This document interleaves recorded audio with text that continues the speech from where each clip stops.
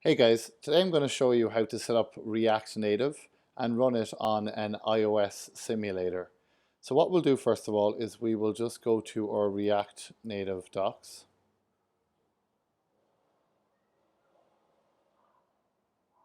We'll click Getting Started with React Native, and we're going to do this for iOS. So what we can do is install the React Native CLI, and I have this installed already, so it might be a bit slower for you. But let's just run this command here. So that'll install the CLI on our computer globally. So we can now run this command, which is called react-native init, and this will initialize a new React Native app for us. So what we do is we give it a name. So let's just call this a test app. And that's now going to go ahead and build everything for React Native. So that will take quite some time here. So we'll just wait here a few seconds.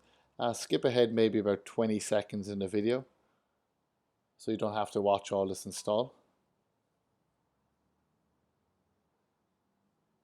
For those of you that haven't used React Native is built by Facebook and it allows us to build iOS and Android apps.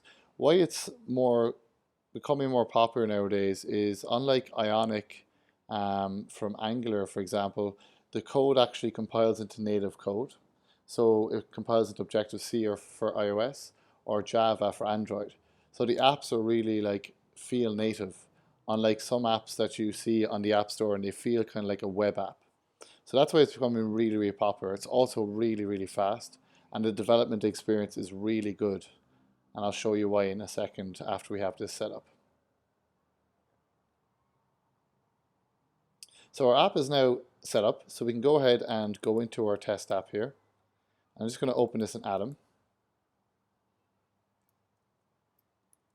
And we're going to go into the iOS folder. And what I'm going to do is I'm going to open the Xcode project here.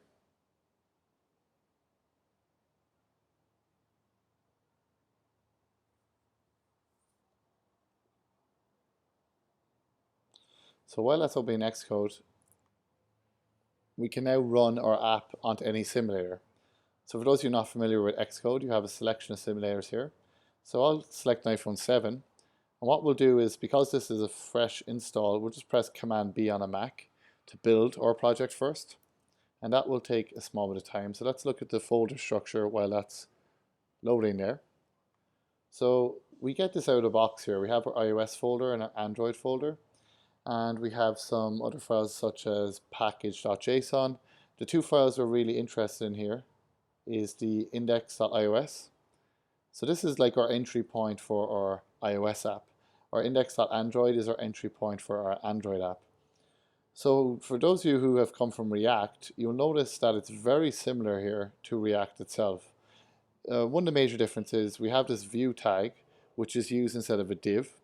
And we also have a text tag, which we have to wrap text inside, otherwise React Native will give us an error. And we import all of these from the React Native library itself.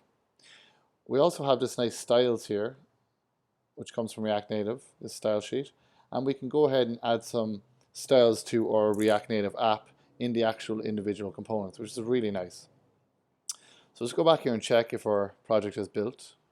It takes quite a long time here at first build, so again, maybe skip forward about 10 or 15 seconds in the video. I'm just going to tidy this up a small bit.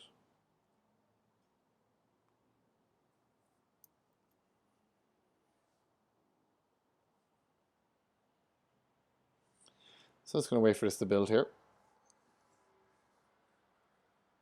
It's not usually this slow, it's just when you first set up a React app, it does just take a while to process the files, etc. Shouldn't be too much longer.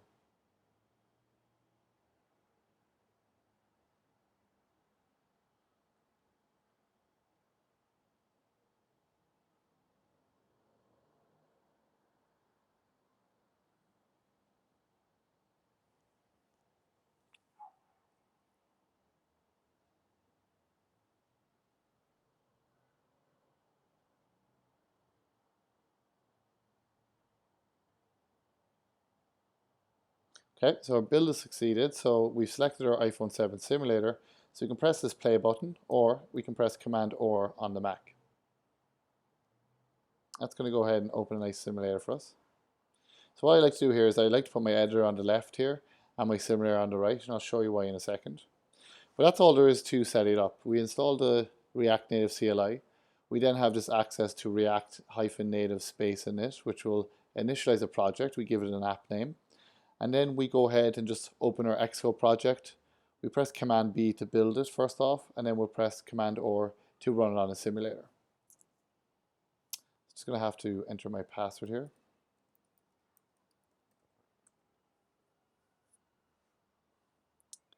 And this is the React Native Package Manager, which is used, and under the scenes, this will compile actually all the code to your native code as well. So in this case, it's going to compile to Objective-C or Swift.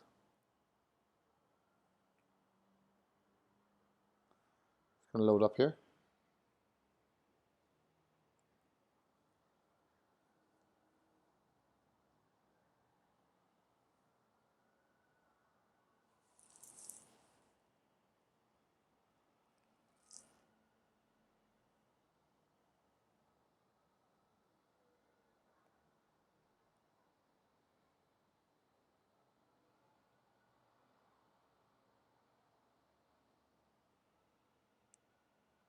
Okay, so that's it set up. And what's really nice about React Native here is we can press Command D here to bring up this developer tools. Press Command D, and we can have this live reload, which is really nice. So let's say your lead developer comes in and says, we want to change the background color to be black. Come in here and do 222, 222. When I press Command S, you'll see that it automatically uploads, which is really, really nice, as opposed to before React Native, when you're using pure iOS development, you might have had to rebuild your project. We can also debug or from remote, so we can say debug JS remotely, and that'll go ahead and open a Google Chrome tab, and we can just bring up our console here. And what we can do now is come in here and we can use, let's say, the component did mount lifecycle method of React. And for now, we'll just say hello world. So what's really nice about this, when we save this again, it'll live reload. We come to our debugger and our console, we can see the hello world. So it's a really nice development experience. So that's it for setting up React Native and showing you a small bit of what the developer tools have to offer. I hope this video helped you out.